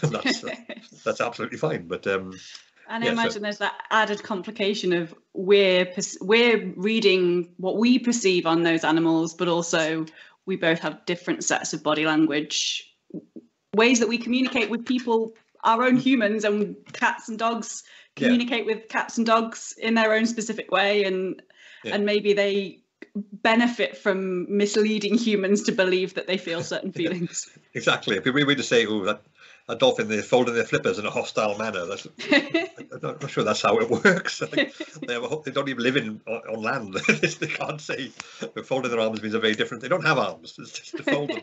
It's more impressive than anything. They can fold their arms at all. So quite impressive, yeah. They don't have elbows. So definitely. Like it's very much. It's a human tendency to project what we understand about ourselves onto other things, which we recognise. But rein it in a bit if you can, because it's not always the most logical approach. We've got a question from Serdar, who asked, are there any neuroscientific conditions that cause confused emotional responses, like experiencing disgust towards something frightening? I don't think there's a specific neurological conditioning, like it sounds like some sort of emotional aphasia and stuff, but there are conditions which can lead to people experiencing what we would recognise as the wrong emotion for a particular response. I mean, there's also the whole neurodivergence is a whole other thing where people have to sort of learn the emotional repertoire in a different way to other people, and they get a lot of flack as a result of it. I can't remember if I put it in the talk originally, but I think someone asked me recently in a talk saying, what's all people who are neurodivergent or autistic? What's the situation with their emotions? Like the mainstream misconception is that they don't have emotions. The emotions don't exist. Yeah. Yeah, which is absolute nonsense. If you've met or encountered or even seen a person who's neurodivergent, they can be very emotional. It's entirely possible. But the nearest thing I can think of is that from their perspective, it's like when you got your smart TV and you just want to watch something, and you press a button on your remote. You know what you press, but everything goes into German.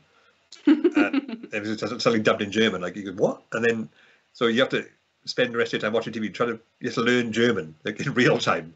And then people start yelling at you because you don't understand German, and so you have to do twice as hard work. Is why they get a bit frustrated. It's like, I'm trying, it's just like got a different setting going on here. So there's that. But there are conditions where people can react differently. I think it's because emotions are so adaptable anyway. It's kind of hard to sort of this idea that attaching the disgust response to what should be a pleasure response. It suggests the brain's more hardwired than it is, because it can happen naturally. You can, I think I can't remember put in the talk, but it's in my other talks. You can sort of eat your favourite food all day, every day. Well, no, but every day for years. Say like cake or eclairs or something. You love that stuff. You'll have one every day and you don't mind. You really enjoy it. And then one day you get abundance has gone off. You get food poisoning, suddenly really ill, and then from then on you will experience disgust when you encounter an eclair. So the emotional responses are malleable anyway. So just the idea that they could be, they're like cables that you put in different sockets is not quite how it works. But you can get some sort of weird things like it's a Capgras delusion, where people think that their close loved ones have been replaced by clones or aliens or something like that, and it's and I think the stem from that is like something's happened to them, which means the usual emotional response to their close loved ones has been like sort of detached or numbed or prevented or blocked in some way. So they see these people that they know and they remember thinking, I used to love these people, now I don't feel that response. ergo, they're not these people. They've been replaced by something. They've been replaced by something that looks exactly like them. No, such a thing doesn't exist in the real world as far as we know. But because their brains emotions are so powerful, we think there must be something going alien on. Shapeshifters or clones. That's the only possible explanation, because obviously emotions are far more fundamental and deep-rooted, and we don't apply them logically. So there are things which can, pardon me, if someone streamed on you, which can lead to the wrong emotional reaction. It's not like a simple case of swapping them round, because emotions are already easily altered and shift all the time. Well, and you mentioned in your talk that idea of when you have a pet or a baby and you think that they're so cute that you want to squash them, this combination between the feeling of protection and the feeling of cuteness can lead to that misappropriation of which feeling you're feeling and how do they overlap. So that must make it even more complicated for you to identify the feeling that is the dominant feeling for how you're feeling in a given moment. Yeah, I think this is the idea that emotions are sort of more regimented. You can have one emotion and the other, but you can experience multiple emotions at the same time. Like I talked about the whole grief thing, and that was a real surprising mishmash of all different sorts of emotions, either simultaneously or in quick succession, but in no real logical rhyme or reason or order. Like some days I'd feel really, really sad, as you would. Then I'd feel angry about the injustice of it all in the situation. And then I'd feel angry sad, like which is a thing apparently. I didn't know that before now. Then some days I just feel completely numb, and that wasn't great. And then sometimes I'd take my kids out for a bit, just get away from it and go for those walks we were allowed to do. And then I'd feel good. Oh, this is nice. And then I'd feel bad about feeling good, because I'm feeling good just after my father died, and not feel disrespectful. And yeah, so they're a whole sort of, you can tip them all in there. They're all just jumbled up somehow, and it's there are certain times, like the intensity of the emotion can become contradictory. Like I think in my previous book, Happy Brain, I mentioned you can be happy in multiple ways. You can be ecstatic or overjoyed, or you can be chilled, relaxed, content. It's hard to be ecstatically content. Just sit there like reading a book with a nice glass of wine and going, yes, amazing. that's counter. That doesn't work. So there are obviously some mutually exclusive ones. Emotions. Yeah. So, but it's a lot harder to pin them down. Our next question is from Igor, who asked, do you think of my question has just jumped, which means this is a more relevant question to what we were just talking about, from Nadia, who asked, why do you think morality is more closely connected with disgust than fear, anger, or other emotions? Yes, it's an interesting one, that, isn't it? Because I think which fifth copier again talks about disgust a lot. I think it's the repulsion aspect of it. I mean, it's you fear something is almost a submission to it. It's almost like that's a danger to me. That is something which threatens me personally. With anger, it's like you can have that with immorality. That immoral things do make people very angry indeed, but it's also a motivational thing. Anger actually compels us to approach things. Mentioned other books that fundamentally the brain has two sort of separate motivation systems with like a stupid amount of complexity built on top of those, but right to the very deep core, it seems we have approach and avoid motivation. Like I want to approach, I want to deal with this, or I want to avoid, I want to get rid of this when confronted with a challenge or an issue. And anger tips the balance towards approach. This is why you get people who are very, very, perhaps small and diminutive, just losing their mind and wanting to fight someone who's like 3 times their size and completely oblivious to risk and stuff like that. So, or how much time we spend scrolling on Twitter. Precisely, yeah. But that's probably less healthy because you can't do anything about that. There's no outlet for it. But you get people get that. They will attack parking meters and stuff, just because they've had a bad day and this is the straw that broke the camel's back, and they start punching inanimate objects, which you don't normally do. It's but the motivation to approach and deal with the issue is overwhelming because of the anger. So I think things which are immoral, things which we think are wrong and bad, we don't want to approach them. And that's not a healthy, or it's not a good evolutionary tactic.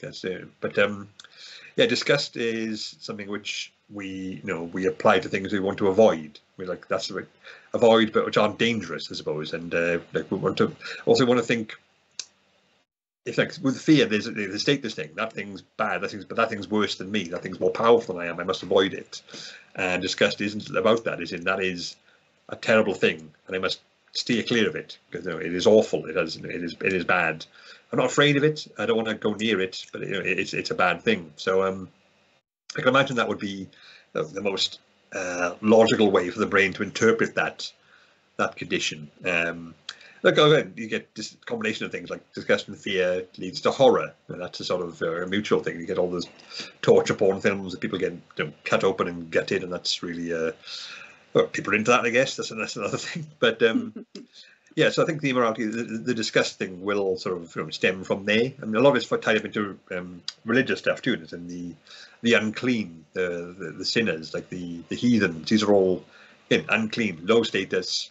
Avoid lesser, and that sort of is something which triggers more of a disgust response. So yeah, I can see how that could have come from that way. We've got a question here from Igor, who asked, do you think emotions as something opposing logical thinking, or is it all one big hot mess that is impossible to unentangle? Yeah. Just before we answer that question, is this the same Igor each time, or you've got some sort of Discord thing going on? It likely will be, yes. Yeah. We have an Igor who is very enthusiastic and that's fine. That's questions. He's one of our organisers. Like, brilliant. It's like a Terry Pratchett in Discord. Everyone's got an Igor. It's like we've just got loads of Igors. Yeah. That's fine. Very clever people. Yeah, I mean, the thing about rational thinking is kind of necessary. Depends on emotion to the extent that it makes us want to do it. It makes us want to think logically and rationally. But I do think it's a very good point that it's really hard to untangle beyond the sort of the ultimate outward expression, like rationality, cognition, and emotion in the first place. That's one of the reasons why it's so hard to study or so hard to define. Because like, where does one end and where does one begin? Even the whole process of untangling emotions from the peripheral or the resultant experiences. If you have an emotional memory, is that part of the emotion, or is that a knock-on effect, or the physical experience you have when an emotion occurs? Is that part of the emotion, or is that the reaction to it? And I mean, the desire to do something about it when you experience an emotion, is that part of the emotion, or is that the knock-on effect? Where do you draw those lines? And even if you can draw those lines, how do you identify where one ends and one begins in the brain? Because emotions are so fundamental, it's really hard to even observe them. Did I mention the scanner thing in this talk? I'm pretty sure I included it. I'm not sure you did mention the scanner. Well, it's the whole thing of one of the reasons why it's so hard to study emotions like in real time. Just like most people think these days, you want to see something happens. We see what's happening in the brain. Like, what happens when the brain does this? You put someone in a brain scanner, fMRI scanner, and present them with the thing, or make them do the thing, and a part of the brain lights up because that's the brain that does that thing. So therefore, that is the thing part of the brain. And sometimes that can happen, but it's a lot more. There's a lot more statistical number crunching than that going on. But also in some case like emotions, you actually hit the limits of the technology. These limits are being refined and improved. There's actually recent studies which suggest they are bringing the time down a lot. But at present, the usual go-to fMRI scanners, they have a really good spatial resolution. They can narrow down to really small bits of the brain, not even like individual clumps of cells. But they have poor temporal resolution. Like, they can't see anything which takes less than sometimes like a second or half a second. And emotions are so rapid and so fundamental and so like established in the brain. They take place in even less time than that, like it's there and gone. Well, the initial impulses which lead to them. So the scanners can't really pick them up, and therefore it's really hard to study them. Similar thing happens with humour, which is like human brain is so good at deciphering and recognizing humour. It happens so quickly that we can it's sort of like it's really hard to spot in a scanner. Like, you have to look in the right place. You have to have it on maximum resolution, and then it's one that's blinking, you'll miss it, sort of thing. So it's still quite uncertain where in the brain humour. They've narrowed it down to a few places, but the actual fundamental neurological base of humour is still TBC. My favourite example of it, actually, if you ever read any neuroscience about the neuroscience of the orgasm, where that comes about, contrary to most research studies, most of the subjects are women. And it turns out, as I found in a paper, that because the male orgasm is another of the things, it's like, they're gone in the brain. And it's serious. It happens too quickly for the scanner to catch. And I just really feel bad for the scientist who found that out. Because, like, what's the subject of the scanner? Like, oh, no, sorry, Kevin, missed it again. 7 times the charm, you just hear quiet weeping inside the scanner, which is, it's a fun scenario. Yeah, but it's, so, like, it's going to be really hard to lay down the boundaries between emotion and logical thinking even in the sort of the philosophical sense, in the sort of purely objective definitional sense, like what are we talking about here? Same with logical thinking, like how much of our rational logical thinking is actually our analytical brains analysing things, or is it just like the offshoots of emotion or instinct or gut feelings and stuff? It's way too much of a mishmash right now to be really certain about what does what and how and who does where and when. And so yes, Ego, yes. It's all a big mess. That does spark a thought in my mind that I'm not sure is directly related to emotions, but you're a neuroscientist, so you're probably the right person to ask. But every now and then we see these discussions flying around on Twitter about different people think differently, that some people think exclusively in the abstract and some people think in words. I'm just interested in your thoughts on that. I can certainly see how it would come about. Like someone was just like, everyone has like a whole suite of options when it comes to thinking about things, and some will rely on this particular method, works for them, and some rely on that one. But that's not to say that learning styles are a thing. That's a whole, I've got so many neuroscientists who just like start to turn bright shades of red whenever that's mentioned, because it's such a widely accepted part of the education system. It's not even a thing. There'll be preferences, like I prefer to read stuff, I prefer to look at pictures, but that's not therefore it doesn't mean your brain only works this way and only does this thing. That's a whole other kettle of fish. It's, I can say, your brain does what you make it do, and it gets better and better at the things it gets to do. So if you are someone who sort of starts off thinking in visual images and that works for you, eventually your brain will just adapt to do that more or ahead of everything else. And that's as long as it works. I think if someone were to sort of think in a certain way which doesn't allow them to function in the real world, or hampers them in some way, then they go, okay, your brain will have to find a way around that. So it might be a bit of an uphill struggle. So yeah, I think everyone has a certain suite of things they can do, and ones they rely on more than others. But I don't think they're necessarily reflected in sort of deep fundamental differences in the structure of the brain. It's just, well, I'll learn to do this. This is what I'll do. That's fine. Yeah, you found something that works. It does the job. I'll stick with that. That's pretty much how brain works. That's how evolution works. Like the one thing is, why does the brain have 2 hemispheres? And the real answer is, why not? It works. Well, I made that. That seems to work. It's not broke. Don't fix it. Exactly. Let's move on to the next thing. Fantastic. So we've got a question from Anonymous who asked, can you link to or talk about specific research around the processing of emotion and how repressing emotions negatively affects well-being? Because they felt a bit sceptical about it. I can't link to it. I can't do it right now because obviously I'm in the middle of it's not a text-based medium. Yeah, look, in the book there's loads of different studies which show, or at least strongly hint, that the repression of emotions is not good for you. Like emotional processing does seem to be an essential part of working through things. So you have all these memories in your head of emotional experiences, and they've got to go somewhere. Because when we dream, that's when we're asleep. That seems to be when our brain does all the filing, the processing. The analogy I've worked on before is that when we're dreaming, that's when your brain's taking all the bits of memory it's accumulated during the day or like recently, and it's filing them into existing like memory networks, which is why things flash up which are from the ancient times and from your past and from like in really weird orders and random ways. And it's like when a busy library gets a big truck of books delivered, they wait till the library's shut and then they put everything on the right shelves. It's all that's the sort of thing that's going on there. So you need to that's sort of a big part of processing emotions, and that's sort of linked to why recurrent nightmares are like tend to be a reliable precursor of a mental health issue. So it's like it suggests something's you're on the verge of one because you've got enough negative emotions built up in your head that it's actually leaking into your dreaming state. It's disrupting it. You got too much negative emotion for your brain to sort through. They start building up too much, and then they overwhelm the system, and therefore something is up with your mental health. You need to have a look at that, and that's the sort of the general vibe, which is what's happening there.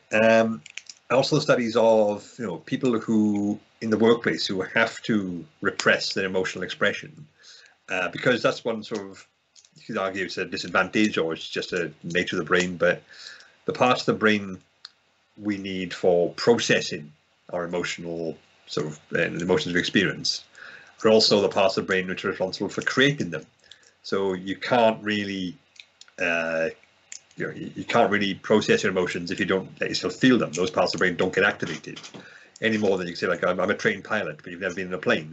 You've got the theory, but you're not actually, until you get in there and get behind the cockpit and take off and steer, then you're not actually going to be able to know for sure or say you've got any sort of real experience of what this is. And studies have revealed that people like in the workplace who have to repress their emotions, and even worse, have to display different emotions to the ones that they're currently feeling, tend to have the highest rates of burnout. Obviously, the medical field is obviously a big part of that, because you have to deal with people being very ill and well, being upset, angry, or people being people's bodies are doing disgusting things, and you have to bottle that up. You have to say, no, can't react to that. I'm a medic. I'm a professional, and then you can't say to them afterwards, no, that was disgusting. It's like, well, it's all fine. It's all good, or you can't tell them, your prognosis is awful, and you can't cry with anyone. It's so like medical, because the job is really obviously incredibly demanding anyway, and loads of work. So that's a big part of it, obviously, and underpaid and underappreciated. But it's but it's the fact they don't have the ability to express their emotions in real time. It will be a big part of that. And although it's a far less respected career, perhaps, or a far less rewarded one, things like call centres or customer service, the whole thing of have a nice day. The customer's always right. Someone's screaming in your face, you got to smile and sort of try and sell them something. That can be that seems to be really detrimental to mental well-being, because, well, why wouldn't it? It's a horrible thing to have to do, to call someone up and say, hello, can I speak to the owner of the house? And they just start yelling at you. That's it's upsetting. It's infuriating. But you can't ever express that because you get sacked, and that's your livelihood on the line. So it's these things tend to have high levels of burnout and mental health distress, alcoholism, because it's linked to the fact that we can't convey our emotions properly. And even things like I mentioned, like the whole listening to sad music does seem to have an appeal, like seem to be like rewarding. Catharsis. Yeah, because it allows you to experience these negative emotions. Yeah, you're experiencing them, but in a safe, controlled environment. There's no risk to you. Like the sadness, if you're watching a film or listening to sad music, that's not your sadness. There's nothing that happened to you personally, but it's the other person's sadness in the song or the film, and you can empathise with them. So your brain gets to feel sad, and therefore, work through your own sadness, which might be pre-existing, and therefore, but without any sort of risk or danger. You can turn it off any moment, or you can walk away. So it's sort of like all the rewards of processing it, but none of the dangers, none of the none of the negative stuff of having to go through it yourself. Which would explain why like teenagers tend to sit in their rooms listening to deep sad music, because their brains are still they've acquired all these new powerful emotions. And they're trying to work them out. It's like, why am I feeling like this? How do I deal with these feelings? And listen to relevant music will help that happen. And the whole thing about how heavy metal listeners, heavy metal enthusiasts tend to be the least angry people, counterintuitively, because for better or worse, their brains have been exposed to a source of anger all the time. And therefore, it's really good at dealing with it. So, yeah, that the anger part has got a real good workout. And so, general. If afterwards, I can send a link to several pages of links that I found. So I'm happy to do that. But yeah, there's a lot of stuff out there which suggests that processing emotions and mental well-being are fundamentally intertwined in many ways. And I guess so. I can kind of relate to people who say that they feel skeptical about it, as somebody who's experienced difficulties with mental health and engaged with counsellors who've talked about this idea of checking in with how you self-talk, that if you are prone to wallowing, if you're prone to repeatedly telling yourself that you're not good enough, that you're struggling with certain things, and that you're a bad person or whatever. That can go too far the other way, but that's not a healthy brain either. That's a brain that is in distress. That's the thing. Yeah, I mean, it's if you talk about, like, when I'm saying this, I mean, like, your typical everyday brain, like nothing exceptional about it. Yeah, processing emotions, experience them will be protective against poor mental health, but not a guaranteed one, obviously. But nothing is guaranteed in that respect. But if you are in a depressive state or in a highly anxious state, yeah, but then wallowing or like allowing those feelings to manifest and encouraging them, that's a bad idea. You know, so like it's almost like an everything in moderation thing. You know, so it's like, you know, depression is. Yeah, like I think I've been more vocal than most people about. Yeah, depression is in I feel a bit sad today, and depression is in I'm in genuine mental distress all day, every day for months. Those are very different things, and they should have different words. And I think I like to say major depressive disorder. I'm glad they put major in there because, you know, it's big. It's a lot bigger than a bit sad. You know, it's because it encourages comparisons. People say, "Oh well, I was depressed. I just went for a run and got over it." You weren't depressed. You were a bit miserable. It's like saying, like, you had your leg blown off. Well, I had a paper cut once. I put a plaster on it. I'm sure that helped, yes, but this is a slightly different situation. Slightly different thing, yes. Yeah. And so I totally get that. Yeah, if you actually have an emotional disorder already happening, then yes, that's a whole different thing. Yeah, but it's a general rule of thumb of, you know, if you've got a typical brain doing typical things, don't bottle up the emotions. That leads to unhelpful places. But if that's already happened, then okay, then you need to have a different conversation to be had around how you process those emotions. Yeah, because I find that it's come across as, oh, just let your feelings out. It's fine. No, please don't make me frantic positivity or anything like that. Or I don't really live, laugh, love meme. I really don't. So we've got another question from Carrie, who asked, are you familiar with a lit review in Child Psychiatry and Human Development that concludes that adolescents who repress emotions are healthier? And she has helpfully given the reference, which I'm sure you can check out later if you have not come across this already. I haven't come across it before. It's interesting. I will have a look at that. I can sort of see that being yeah, I can see that will come about, definitely. It's not so much like but I think it's more of a chicken egg thing, as in adolescents who can repress their emotions, who can sort of successfully control their emotions, would be like more cognitively further along or have greater self-control than the ones which don't. And that would, I mean, this may well be accounted for in all the data. I haven't read it yet. I'm just speculating wildly now.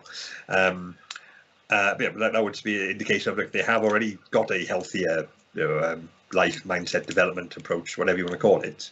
They've already gone through the wallowing and listening to angsty music stage and into the. Or some of the people who haven't had to because because for whatever reason, like by fluke of genetics or good upbringing or good development or pure good luck, they've got to a point where they can handle their emotions already and haven't got to go through the serious stage. But again, I think I would like to see under the hood of that one. So I can certainly see how you get that result, but I think there are many ways to it. So yeah. And no single paper is enough to overthrow any any scientific consensus. Not for now. Nadia asked, what do you think of the view of emotions as learned constructs? I think I mentioned it, the old constructivism. I'm more coming around to that way of thinking, because when I first started, I was very much, I thought it was established fact that we have primary emotions and all our other emotional expressions is one of a combination or a variation in one of these or some of these, which is most people do still believe, all facial expressions linked to primary emotions, which are blah blah blah. But I'm thinking now, like, Lisa Feldman Barrett's research has got some serious, raises some serious questions. And if all our emotions are hardwired and fundamental, why so much variation? Why so much variation between people, between individuals, within individuals? Why do you feel one thing about a thing like at age 17 and then at age 47 something completely different? Why? There's a lot more flexibility and changeability in emotions than I think you would expect if they were hardwired to the extent that a lot of people seem to still think they are. So yeah, I'm sort of very much, lots of data still to be found, lots of, and in most things like this with the brain, it's usually six of one, half a dozen the other, or at least some of this, most of that. So there's lots of ways to merge these things. I don't think either of them is going to be completely wrong, the whole primary emotions or learned emotions. But yeah, I'm sort of, based on what I've read so far, I think the whole learned construction emotions is there's a lot of information yet to impart for us. So I think that's the next. I think that's going to be the next sort of dominant theory. I think that's going to become more and more established as time goes on. Could easily be wrong with that. Something else might come up, but yeah, I think that's got a lot. It's got a lot of merit to it. Nice. Well, we've been going for a little while now, so I think we're going to wrap up very shortly, but I've got two more questions I'm going to ask you. One is from somebody called Definitely Not Igor, who asked, seeing as your cat is a psychopath, can we see your dog? I'd love to say yes, but he took him for a walk this morning, and I took him for a walk just now with my daughter on her bike. She learned to ride a bike yesterday, so she was up at 5:30 this morning. Bike! Oh, God. So well, that's an emotional memory, though. Yeah, learn to ride a bike. Yeah, it was lovely last night. Oh, she's learned at last. And then 5:30. But turns out that was a mistake. But he's gone with her on a bike ride for an hour. So he's in the sunshine. So he's absolutely wiped. Now exhausted. And also he's really heavy. That's like my dog's never exhausted. He just keeps going and going. Yeah, some are good like that, but he's a good all-rounder in that respect. He will go for ages, but when he comes back, he'll go, I just pass out completely. So if he pops up, I'll bring him in, but I say it's not likely at this point because he's probably fast asleep. Apologies. And our final question from Carrie again is: do you suppose Igor the chatbot has feelings? Well, I'd like to think he does. He's probably listening to this right now. Poor Igor. That last guy was Igor as well, clearly. Definitely not Igor. That's something Igor would say, isn't it? Don't want to keep people guessing. Yeah. The whole AI thing is very, it's a hot button topic right now. And I think I read a thing about these things have been around for quite some time now, but it's only become relevant all of a sudden in the mainstream because of ChatGPT, and that for once the average person can access one and so make it do stuff. And that's when somebody, oh my God, these are going to destroy us all. That was the case like last year, but he didn't mind then. But so once we have an emotional connection to something, then it becomes important, which I think emphasises the original point of all this. Fantastic. Well, we're going to wrap up now. Thank you very much for joining us and giving us, an excellent pre-recorded talk, but then a fantastic and very interesting Q&A. And thank you everybody in the audience for joining us. We will say goodnight for tonight. Thank you very much for joining us. Goodbye. Bye, Igor.